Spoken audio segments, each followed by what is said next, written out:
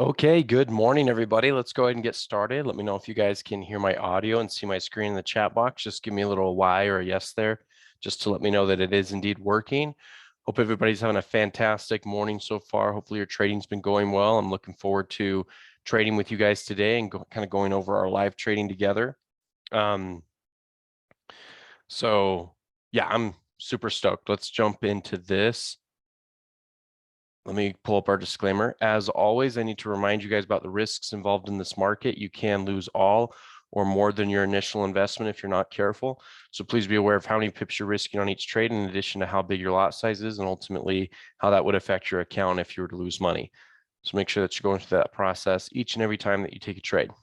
All right, guys. So let's jump into this. So pretty good week so far, right? Like I updated you guys on Telegram this morning. We're up, I think, like between 400 and 500 pips on the COT report, which is pretty much insanely awesome. So let's kind of recap some of that, and we'll recap some of our other trades that we have going on as well. But let's definitely take a look at these. So first of all, let me kind of orient myself and let's pull up the COT report. If I just search COT. There it is. It's going to pull up right here. Okay, cool. So these are the top 6 trades of the week to take as far as leveraged funds go. That data set. There's other trades you could potentially take this week. Like we've talked about the euro being a great short this week. Euro dollar, euro CAD. A lot of the different euro pairs have been great opportunities to sell. So anyway, we'll look at those as well. But these are the top 6. Let's just break down the top 6 so far because they're doing fantastic and I'm really excited. So USD yen is the number 1 on that list. Let's pull that up. It is just on fire. Look at this thing. So basically from the start of this week, which is in yellow right here for everybody that's wondering, this is the little weekend indicator. It's not really an indicator. It's just a nice little thing to orient yourself on the chart. So that's what that yellow is it just helps you kind of see, okay, that's the start of the week. Okay, now I see what I'm looking at here. Because sometimes when you just pull up a chart, for example, like if I just pull up my chart and I don't have that on, then I don't know what I'm looking at. It's just, okay, here's a chart with some candlesticks. But if you can kind of orient yourself, then you're like, oh, okay, this makes more sense. I see where I've started and I see where I've come from and where I'm going. Okay, this looks great. So obviously, when you look at the COT report, the signal that I sent out on Saturday was to buy the dollar yen. Here we are Wednesday, and we are up on that trade from start to finish, or not. Well, I guess we're not finished yet, but we're up 172 or 173 pips so far on the dollar yen, which is pretty much awesome. And also, I can't remember what stop loss. I need to look at my live account to see what stop loss I have. I'm using trailing stops. I like to use the trailing stop just because I feel like when you're using trailing stop, with this particular strategy, it makes a lot of sense because you're holding this trade all week long. And if the market decides to flip the other direction, which this could, I mean, there's still today and tomorrow and Friday to go. If this decided to flip the other way, at least you've locked in a fair amount of that profit, so that you don't lose money and at least you'll make something, right? But we also don't want to close for profit just yet, just because it's up, right? We want to let these trades sit all week. That's the signal, is to ride them all week. Sometimes it's going to pay out to close early, but sometimes, and then I would say most of the time it pays out to hang on to the trades throughout the rest of the week. So this is actually kind of a challenge that's hard for a lot of folks. It's hard for me, so I relate, definitely relate. Is once you do have a banger trade like this, where you're up almost 200 pips in a single week, actually 3 days, basically, 3 to 4 days, sometimes the temptation is pretty strong to want to close this for profit. And if that itch is really getting you, something you can do is, and I'm okay if you do this, is if your broker allows you to reduce your position, take half profit or take a quarter profit, and then let the rest of the trade go. If that's going to satisfy your itch, I think that's okay. Um, especially if you've had the patience to hold for 3 or 4 days straight, I think that's okay.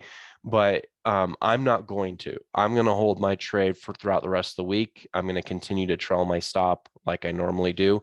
Um, I'm not going to change. I'm not going to change the way I trade. So, which that's another thing. Some of you may have used a trailing stop. Some of you may have not. That's okay. I think the thing is though, when you have a trade that's this successful, and let's say this trade, I don't remember, we'll check it out in just a second, but let's say this trade started with a 100 pip stop loss and it's now up almost 200 pips. Well, the differential between the where the market is now, you're up like 200 pips, and where your stop loss is, that's 300 pips. There's no reason to have a 300 pip stop loss when you're only 2 or 3 days away, 2.5 days away from closing, right?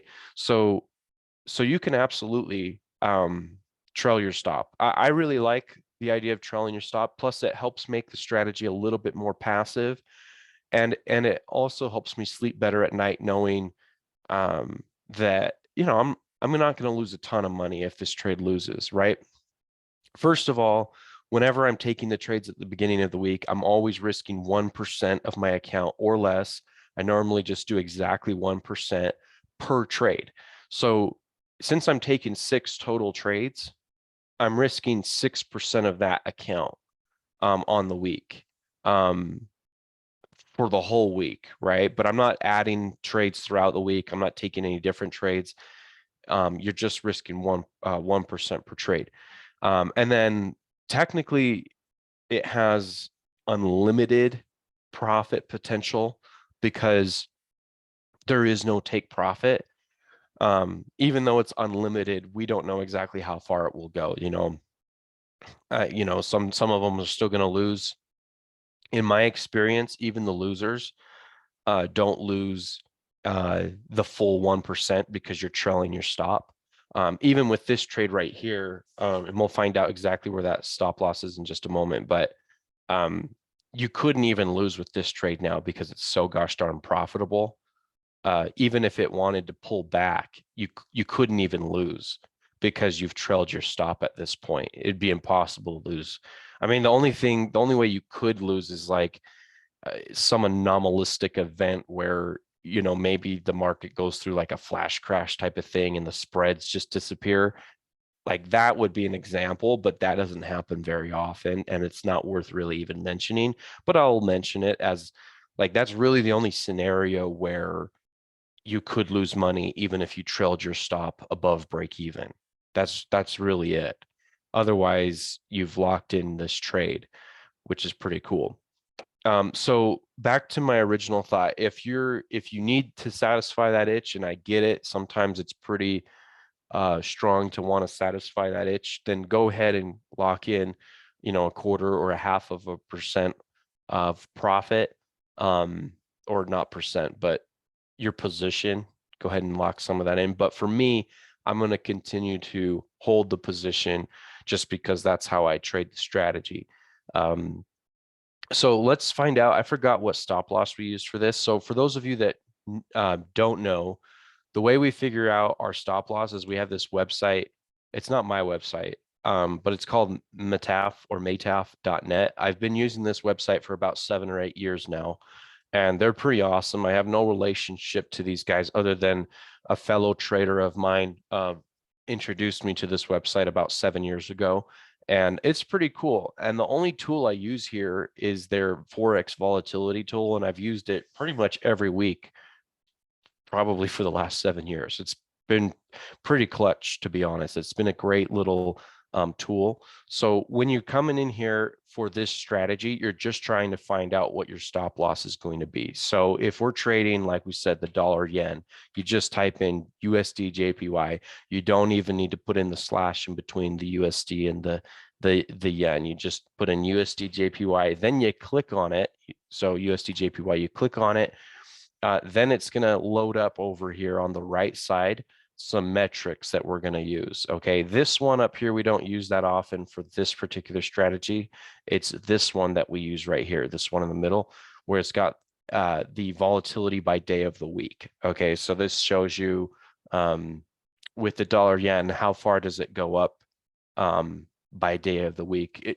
And it's not how far it goes up, it's the daily range. So from the lowest low to the highest high of the dollar yen, how big is that range? So on Wednesdays, over the last 10 weeks, it's been 163.3 pip range. And you can change this. You can actually change it over a 10-week period. You can do a, let's say, a 20, and then you can refresh. And then this should refresh here. Here it comes. Oops.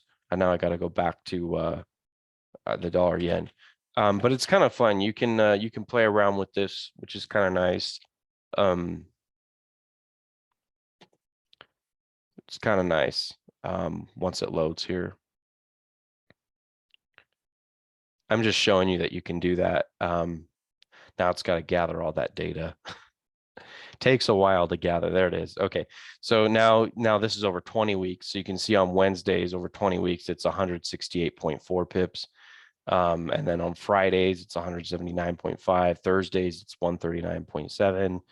Mondays, it only moves 128.7.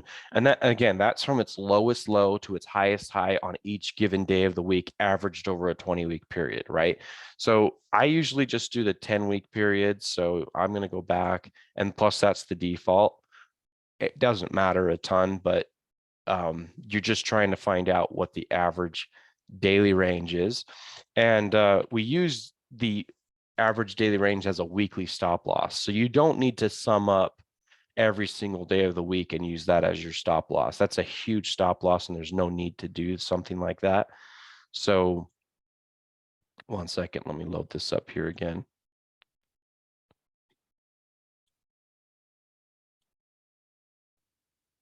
Okay, let's search USD JPY.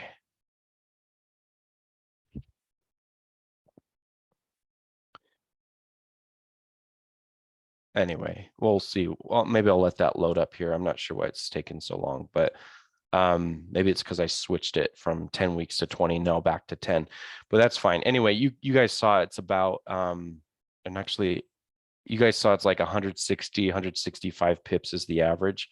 Let's do right here. Okay, let me try this one last time. USD JPY.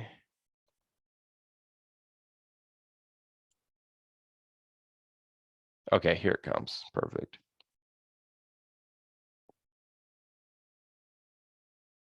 Okay, so I just take the biggest day of the week.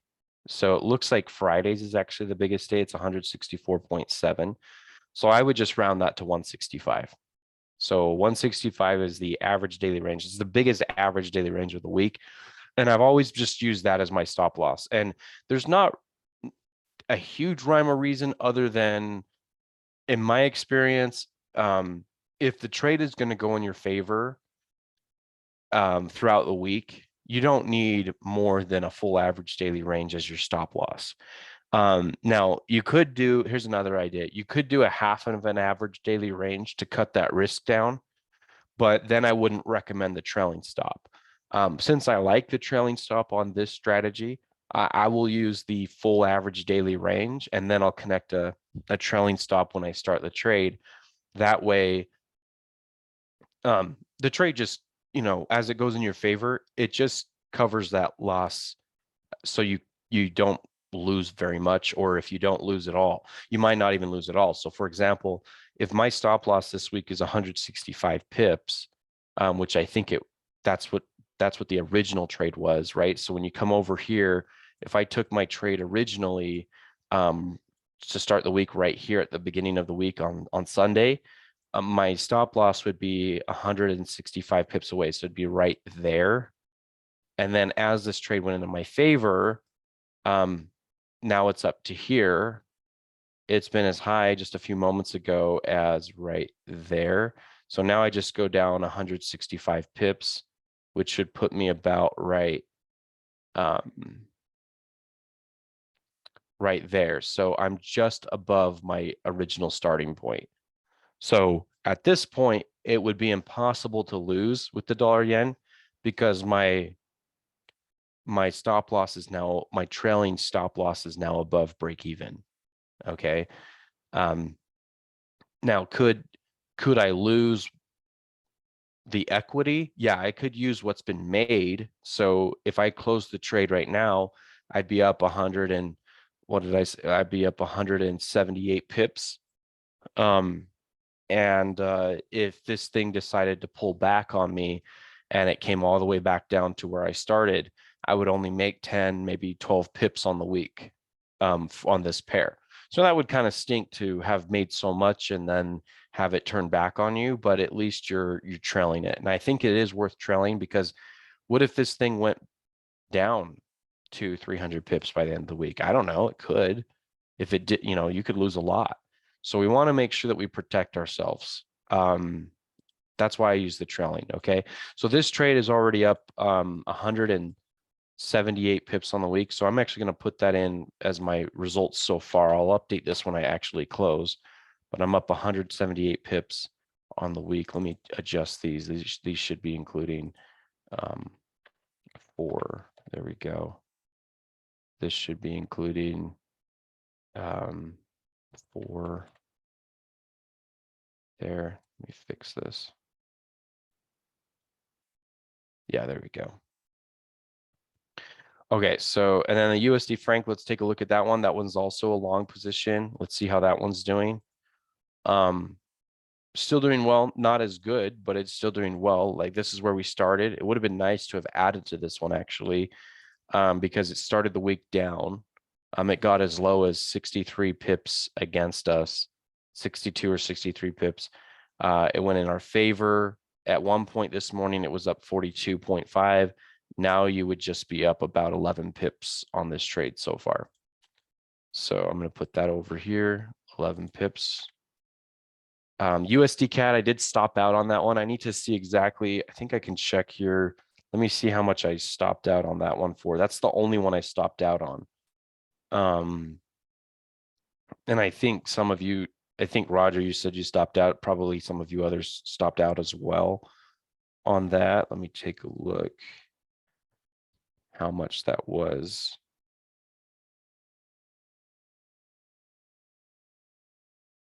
Okay. Yeah, I think it didn't go in our favor hardly at all. That USD CAD. I think it pretty much just went against. Yeah, so this one just basically lost out. The full amount, whatever that was, and I can double check to see what that was. So right here, I can just click this. So I did lose 1% on this trade, pretty much. Let's see what the stop loss was. Okay, so like I said, when you're doing this, you just take the biggest day of the week, which it appears is a Friday, and you use that as your stop loss, and then you attach a trailing onto it. So that would have been 95.4 pips, or yeah, so it would be 95. So I would have lost 95 on that, minus 95. Okay. Then the NZD yen long, I think this is our best trade of the week. Let's take a look at that. Yeah, that thing's on fire. Absolute fire right now. Fire trade. Amazing, amazing, amazing. So this thing we bought down here, it's kind of amazing, right there. And now it is currently up 187 pips. At one point, it was up over 200. It was up 202. You can see that, or 201 for a second. That was this morning, and now it's up 185. So pretty amazing. I think that's our best trade right now. So plus 185.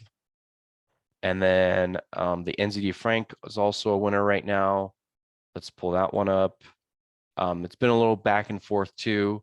It started over here, came down a day ago. Now it's up again. This one started right here. At one point it was down. We were down 64 pips at one point. We were up this morning at 1.41, and now we're just up 16 pips. So I'll put that in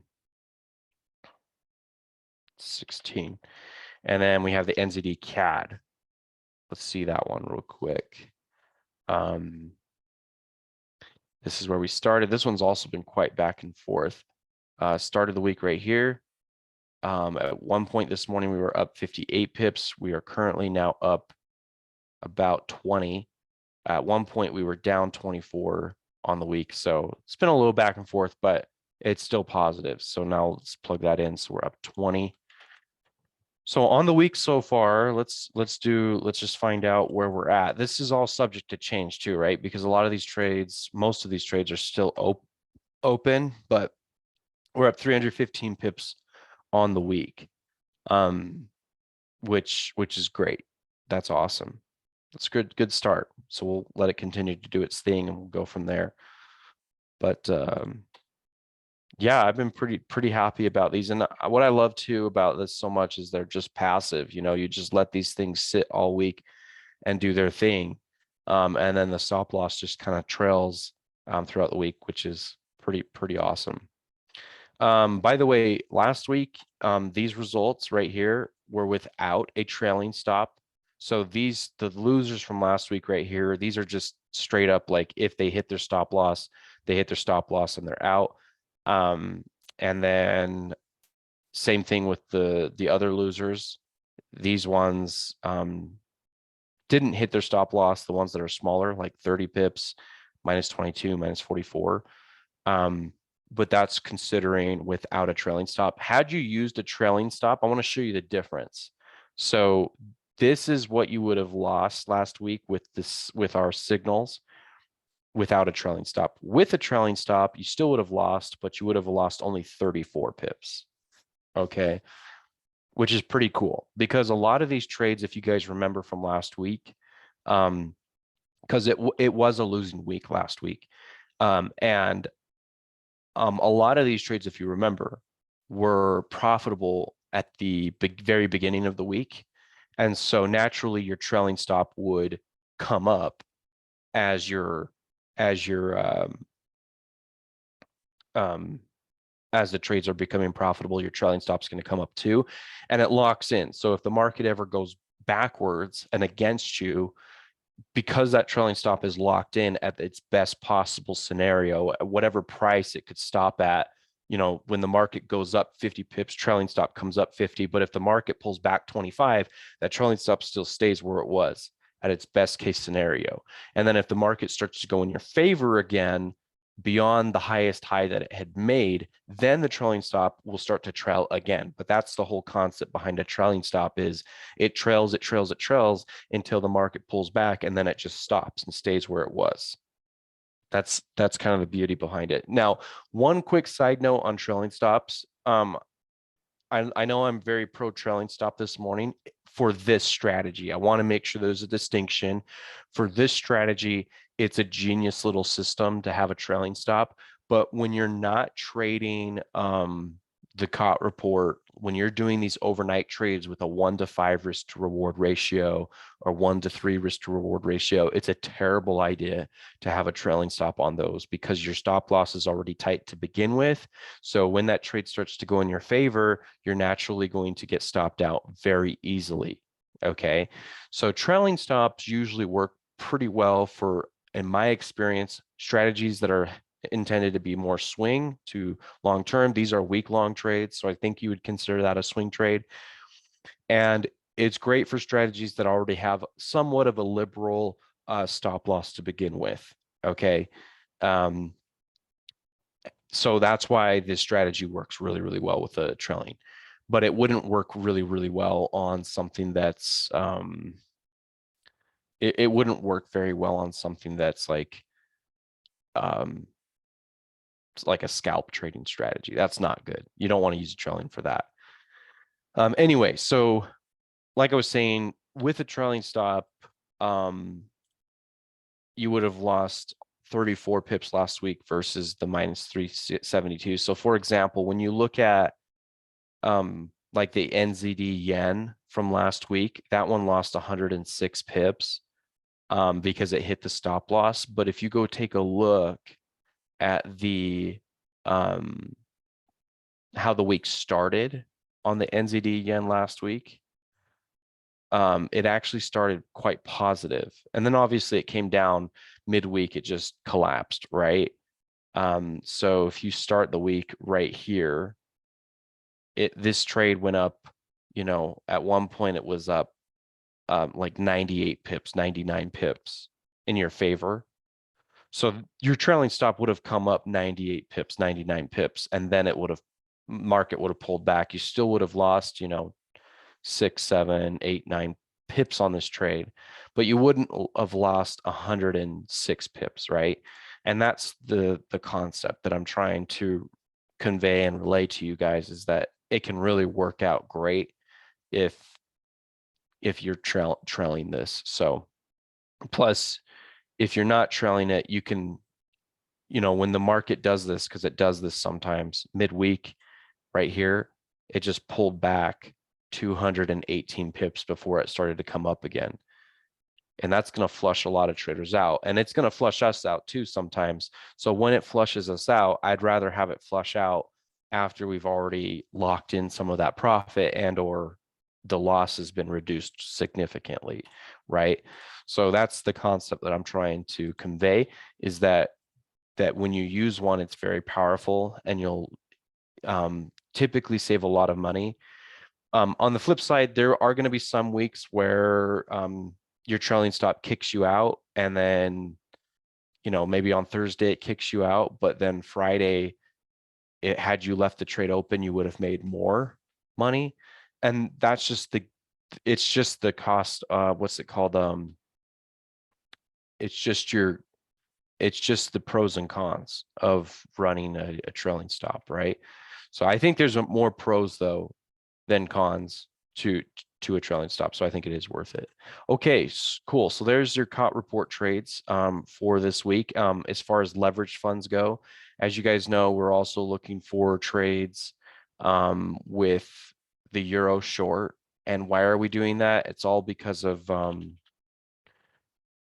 the let's pull it up. Let's get in here and pull it up.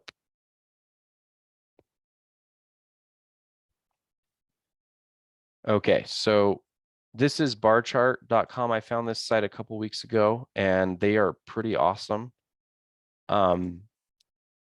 Like one of the best I've ever seen. That displays COT report information. The only thing that sucks about these free sites is you get all these ads. In fact, I want to see if there's a way to get rid of some ads on here. Maybe I can sign up or something, but because I use this site so often now, I've kind of incorporated it into what I do. But we've talked about the euro this week, right? So the euro is at a 52-week high. And as far as banks go, and again, ask yourself this question. I really want you guys to think it through, because this will help you understand how the market works, right? Whenever somebody buys something, there has to be a seller at some point. Whenever there's a seller, there has to be a buyer, right? And there always has to be a buyer right now, and there has to be a buyer and a seller right now. But when you buy something, you're basically saying that at some point I will become a seller. When you sell something, you're saying that I will become a buyer at some point. It's always true, right? So when you look at the banks have had a really good ride with the euro. The euro since September has been just on this juggernaut rally, and they've made a killing on their euro long positions. The banks have. And for a long time, it was smart to buy with the banks. You know, back here, even in early April, would have been smart to buy with the banks because they're still accumulating long positions. You know, good idea to follow the banks. But then around 2 or 3 weeks ago, and this week, they hit a 52-week high, and they're still at a 52-week high is in regard to their current positions. So they are those buyers that I was talking about that now that they've made all their money on the euro, they need to go ahead and start taking profits on these euro positions, and they need to offload those positions to another willing buyer because they are now going to become a seller, and now they need somebody to pick them up. Who do you think that person is? It's definitely us, right? The retail trader. Well, hopefully not us as a group, right? Our group, we're going to be better than that, right? Than buying the euro. I've been telling you guys, don't buy the euro for the last couple of weeks. I'm hoping that I saved you guys a lot of money from not buying the euro the last couple of weeks. And hopefully you've made money selling the euro, actually. I'm hoping that that's been the case for several of you with your own trades. Now, let's see, what did I want to, I wanted to show you this, and then I wanted to show you oh, this right here. So you know how I said most of the banks, they have these long positions and they need to offload them and give them to the retail traders. Do you want to see the proof of that? Watch this. If you go to my FX book and then you go to sentiment, you can see what the retail trader is doing right now. What do you think the retail trader is going to be doing? Let's put so many ads. Oh my gosh. Look at the retail traders. See that? There's the euro dollar. 82 82% long and 18% short. Okay. They by the way, about a week ago, 2 weeks ago, they weren't like this. It was the opposite. Retail traders were 80% short and 20% long. So what made them change? What made the retail trader buy 82% of their positions as long on the euro? And look at this, guys. 33% of all the people on my FX book have a long position. No. Those are participants on the euro dollar. So we know that this is a very popular currency pair. In fact, it's probably the most popular currency pair on the planet. The euro dollar is the signature currency pair out there. And 33% of people on my FX book are participants, and 82% of those 33% are long right now, right? Why are they doing that? Yeah, they got faked out. So here's what happened. So you're on the right track, Roger. So basically what happened is here's what retail traders do. How many of you have heard this: buy low, sell high? Literally all of us. We probably heard it in school or something like that, or our parents told us to buy low, sell high, right? And it's true. You need to buy low, sell high. But sometimes when you're looking at the chart, it can fool you, right? So sometimes when we look at the chart, so for example, if I'm looking at this chart right here, like if I'm zoomed in, this is the NZD yen, by the way. So I'm just trying to show you the concept. You see this nice uptrend. This appears to be high. This appears to be a high price, and this appears to be a low price, right? So retail traders would look at this and they'd say, hey, this price looks high. I'm going to sell right here. So they're going to initiate a sell right here. Okay. And they're going to initiate more sells, right? And more sells because they're like, this is a high price. But then look what happens. It just keeps going up, right?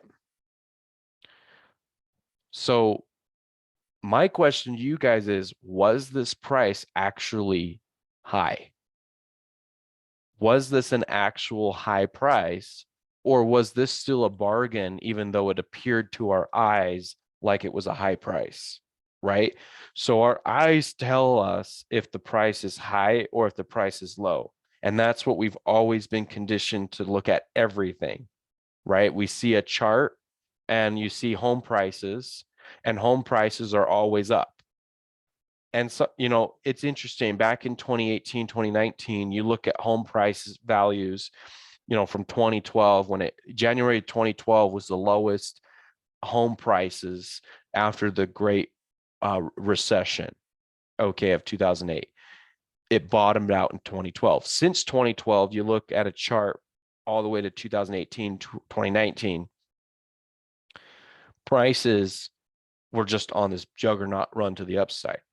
If you were to look at that chart with your eyeballs in 2018, 2019, you would say, oh, that's a high price. I would say the same thing because that's what our eyes are telling us. But what do we know about 2020 and 2021? Even higher prices. If you owned a home, if you were fortunate to own a home before 2020, even when the prices were quote unquote high, you made an absolute killing. You made an absolute killing owning a home from 2020 to 2021 and into 2022. This year's might be a different story. We're starting to see some areas go down, but largely in the area that I live in, they haven't come down a lot yet. There's still bidding wars, which is kind of crazy, right? But that's what I'm trying to illustrate is the concept is we often judge price based off of what our eyes see, and that is the problem. Okay. There's often more factors to the market than just what our eyes are looking at. So, imagine the retail trader comes along here, they keep selling. Okay, it keeps going up. Oh, this has got to be the top. This one has to be the top right here. Oops, it's not the top. This one's got to be the top right here. Not the top. It keeps going. That's the top. Nope, not the top. It keeps going, right? You see what I'm saying? That's what retail traders do. So retail traders pile into short positions when the market's going up, and retail traders pile into long positions when the market's going down because their eyes are telling them buy low, sell high, right? Okay.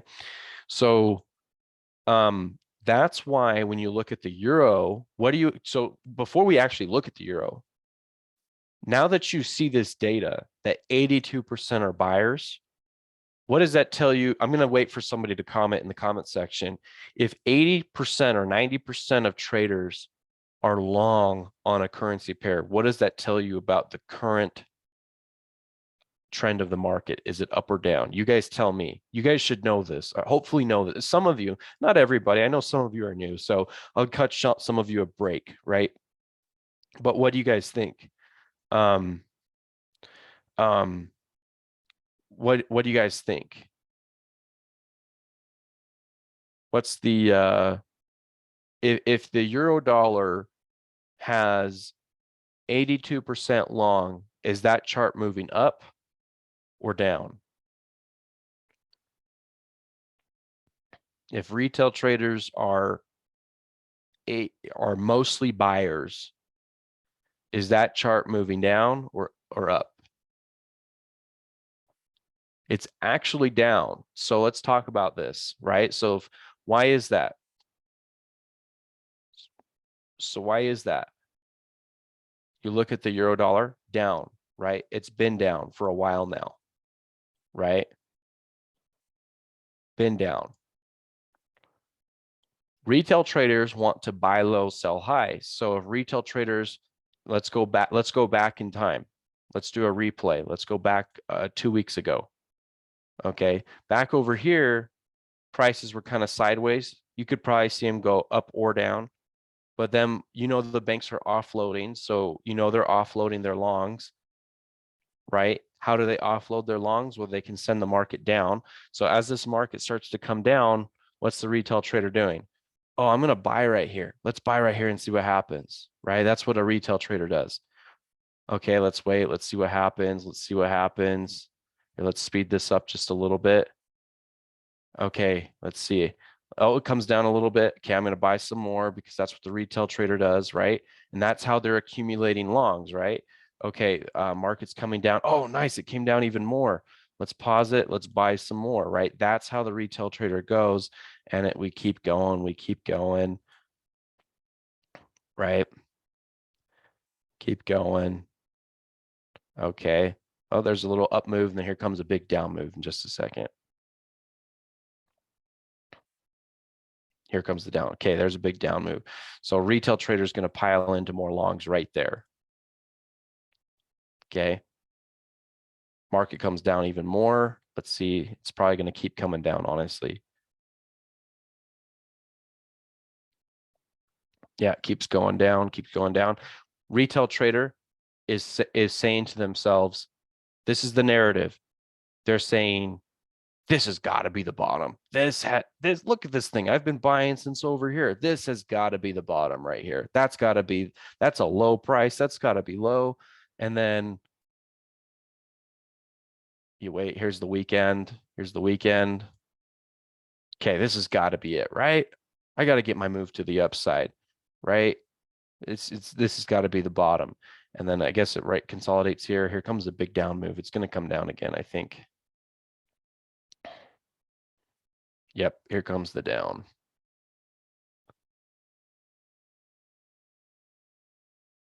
Yep, here goes down again, right? Pause. So there you are. There you are. So, there's another down move. So retail traders are buying even more. So every time this thing comes down, they're thinking that's got to be the bottom. What's happening behind the scenes is the banks are offloading their profits that they've taken on their euro longs for the last 6 months. They're offloading that to the retail trader right now. That's literally what's happening. And we know that's happening because when you look at this, you can see that 82% of retail traders are buyers. Obviously, that's working out for them. That's sarcastic, by the way. It's not working out for them, right? They're in big trouble. So that's what I'm trying to illustrate is when the market's going down, retail traders are buying. Sometimes they'll get it right. Most of the time they're going to get it wrong. Okay. When the market is going up, the retail traders are going to be piling into shorts. So let's find another example. So there's the euro dollar. Let's find one that's really, okay. So here's the NZD yen. 90% of retail traders are short on the NZD yen. You guys are what? You guys are buying the NZD yen, right? That's been a weekly signal for us, right? That's a COT report trade that we took over the weekend. So we're of that 10% that are actually buying the NZD yen right now. So what do you think the NZD yen chart looks like if just by looking at the data here, if 90% of retail traders are short, what do you think that trade looks like? Probably a big fat move to the upside if most people are short. There you go. There it is. Big fat move to the upside, right? Now, I'm not saying that you should just, and you can do this and it can work. We've done this before. I'm not saying that you should just simply buy because most people are short. So that means you should buy, although you can do that. And I would prefer that than going with the crowd. And I'm not saying same thing with the euro dollar. Just because 82% of traders are long doesn't mean we should just necessarily go short. I think it matters more that we're watching what the banks are doing over here, right? If the banks are hitting a 52-week high on their long positions, then it's about time for this market to come down, right? And we've seen that. In fact, if you look at the summary report, they've added quite a few shorts. They added 7,500 contracts short last week. So I know that they're trying to flip their position, but they can't just flip it overnight like we can. Like you can just simply buy or sell. You and I can just take a trade at market and just buy or sell. They can't do that. It takes them time. It takes them weeks to flip their position and offload this to the retail trader. Okay. Does that make sense? It might be kind of confusing, but I hope it does make sense in general that when the markets are going on this big, massive move to the upside, the average person is going to sell because they're thinking this is the top. My eyes tell me that this is the top. We got to be close to the top, right? And when the market's going down, like you saw with the euro dollar, let's go back to it. This is an important. I'm talking about this a lot because it is important to understand, but and also no hard feelings to those that got it wrong. It's fine. Like that's why we're here, right? Like we're a group, we're helping each other out. That's what we're here to do, right? So when you see a market like this that's coming down, pretty aggressively, like the euro, the retail traders are going to start buying up this because we just have this innate desire to be right. We have to be right. And so if I can buy at the bottom of this market, then I'm going to feel really, really good. I'm going to feel really good about myself because now I have bragging rights when I go to IHOP for breakfast on Saturday. I can tell all my friends that are having breakfast with me, hey, I bought the euro right there at the bottom, right? See, that's the mentality is, oh, I bought down there. See that? And that's what the retail trader is going to try to do is buy the bottom of the market. But what they're actually doing is they don't realize it, but they're just slowly bleeding out their money to the big banks. They're just slowly bleeding it out. Okay. Unfortunately, but that's what's happening. And I've been victim of this many, many times. I mean, I've been trading 10 years. This for the first several years that I traded, this is how I traded is I saw markets coming down like this. And I'd say to myself, oh, wow, this has got to be a bargain right here. Nope, psych, it keeps going down. Okay, this is the bargain. Nope, psych keeps going down. And then you keep bleeding money to the big banks, right? Meanwhile, the big banks are taking profits on their big fat long position that they've had. You can see this on the daily chart. So if you go to a higher time frame, let's do this. On the daily time frame, you can see their long position. They've been building this long position since September right here. And they are just finally offloading their long position to the retail trader right here. It's just barely happened over the last couple of weeks. Right. By the way, same thing. I actually took my first, just for kicks and giggles, while we're on this topic of looking for what the banks are doing. So notice how the Mexican peso is at a 52-week high. So it's doing the same thing the euro is doing. So the banks they were accumulating a long position on the peso. They were long on the peso over here, and they were generally adding to this position throughout here. And then this last week, they actually added quite a bit insofar that it got to a 52-week high. And so, for me, I said to myself, okay, well, they're going to be close to offloading this position, right? So I'm going to show you a trade that I took. It's the first ever Mexican peso trade I've ever taken. You can trade this actually on Awanda. That's where I took this trade. Kind of fun. First ever trade I ever took.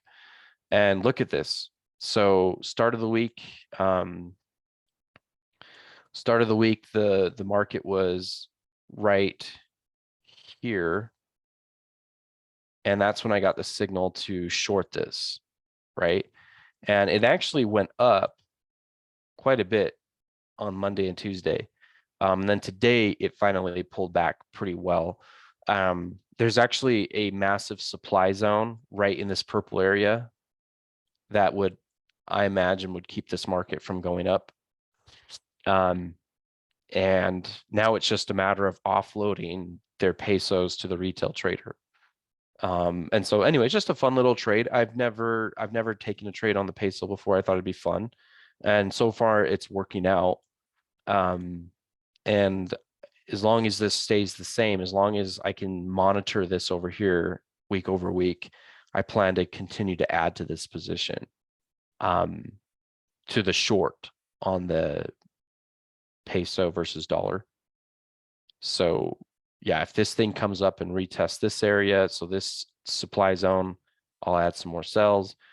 This is a massive supply zone that I did my homework on a higher time frame. So I had to go back to the left side of the chart to find this. That's a big supply zone right there. So if this market went back up into here, I would definitely sell more and wait for it to come down. But anyway, just a fun little trade. But the concept's still there. And It's doing exactly what you'd want to see, which I think is pretty awesome. Okay. And then as far as other trades go, I'm still looking for shorts on things like the Euro CAD. The CAD strengthened this week and the Euro is weakening. And so that's why I've been trying to sell the Euro CAD. You guys know that. I posted a trade on that last night that never triggered, unfortunately. But I'm still trying to find opportunities. Yeah, this is the trade I posted up here that never quite got to that. The banks have been just quicker. They've been just really quick to sell this. But the signal's there, right? The signal opportunity to sell is there.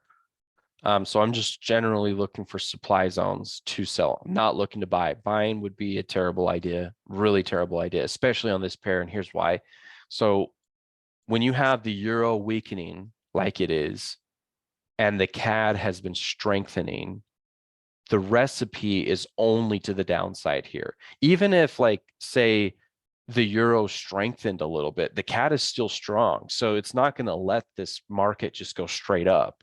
Or, I mean, it could, but it would be met with supply at some point and it will get sent right back down. So since we know that the CAD is strong and the euro is weak, this is the perfect recipe that you want to trade. So that's what I was going to say too is when you think about currency trading, that's the way you want to trade currencies, because currencies are traded in pairs. So you obviously want to try to find the strong currency and the weakest currency and pin those together. And that's the pair you want to trade. That's the whole essence of the COT report, is finding the strongest currency and pinning it against the weakest currency. And since we have data that's telling us that that's the strongest versus the weakest, then we want to do that. Let me actually show you this. If you look at, yeah, so I put this together. Fun fact, actually, if you go to bar chart right up here, you can download this as an Excel file. And then you can play with it and mess with the numbers all you want. So that's what I did right here. And I made this.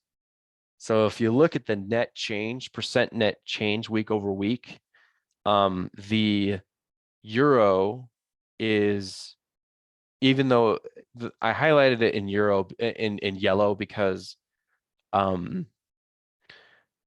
as we know, this thing is pulling back because the banks have the biggest position they've ever had in like 2 years on the euro. So we know that they have to offload that now. And that's exactly what's happening. So the euro, in my opinion, even though it doesn't show a net change short, it's still the best thing to short right now, is the euro. And then the strongest currency right now, based off of our analysis from last week, it appears the CAD is pretty strong. It's the strongest currency. It had the best net change week over week. So when you think about it, you've got the euro, which the banks are offloading longs, so that's going to be a very good short. And then you've got the CAD, which that's really strong. That's why the euro CAD would be your best opportunity, and you'd want to go short because you're selling the base currency and subsequently buying the quote, which is the CAD. So that's why that's the best trade to take this week. There's other trades you could take this week as well, based off of the non-commercial side, which is what bar chart looks at. Pretty much anything short euro would be a good idea. But the euro, if you had to like pick one currency pair, like just one, it would be the euro CAD short. And that's why when you look at the euro CAD right here, it's just been absolutely train wrecked this week. And the week before and the week before that, just absolutely train wrecked. So you don't want to look for buys right now on this. You really don't. So where would I look to sell again? Where could we take another signal since that one didn't trigger? There's other places we can do this. I mean, you're always welcome to just sell. Like you don't have to wait for a supply zone, but if you want to really get an accurate entry, you can wait. So the next strong supply zone is right here on an hourly chart. So we could wait for that. I guess we could wait for it to come back up to here, which was the original entry, but those would be two prime areas to sell. There is some demand down in here. At the same time, and it's being contested. So you can see right here that wick, it came into demand, popped up, but as soon as it came up, it was met with sellers. That's what I'm saying is even if this thing does go up a little bit, it's going to be met with sellers the moment it comes right back up. And that's been the case for the last 3 weeks with this because the euro's been weak and the CAD's been strong. Anytime this thing pops up, it's just met with sellers, right? So tonight, when I'm looking for trades, I'll probably look for more sells on the Euro CAD and a few other Euro pairs, but this is probably the first one I would look at. Okay. All right. So there's that. COT report trades are doing great. We'll look for more trades tonight. We do have COT report class tonight. So in the webinar tonight, specifically for those that are kind of new to the COT report, this will be a good one to come to because I'm going to explain how the strategy works in detail from start to finish, how you're supposed to operate it, and things like that. So if you're needing some extra help, come to that class tonight. If you can't come to that, definitely watch the recording of that webinar. So, all right, guys. Well, I really appreciate your attendance today. Thank you for coming. Have a fantastic rest of your day, and we'll catch you in the next webinar.